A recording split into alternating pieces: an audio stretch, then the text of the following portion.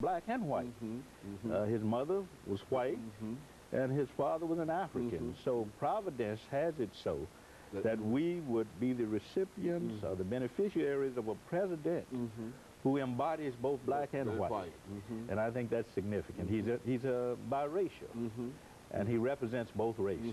And he represents a large number of individuals in the United States of America who you might not know, whose history and whose background you might not know as well as you know Obama's history and background. Which is to say that is duplicated all across, especially the southern parts of the United States, and really in all parts of the United States at this whole thing. I think we used to call it in college miscegenation. We called it at that particular time, and that's quite common. And it only recognizes that we are all of one blood. That's right. Regardless of the situation that we find ourselves in. But I agree with you that in a real sense, this is a real positive kind of thing in terms of the civil rights movement.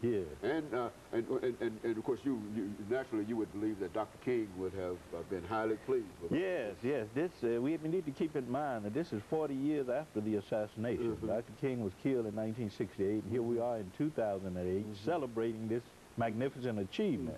And I think it's another step toward the fulfillment or the actualization of Dr. King's dream, because when he spoke of the promised land, of reaching the promised land, this is part of what he had in mind.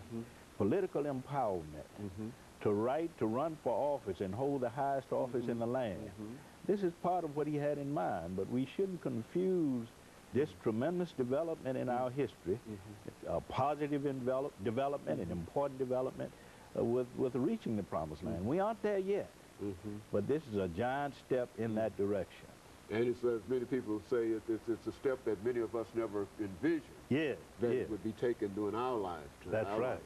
And we have to keep in mind how he did this. You and I were talking earlier about the tremendous organization, the use of the internet, the use of sources of technology to reach people, and I think he will continue to do that. He was able to build this tremendous organization and ended up in the White House because of it.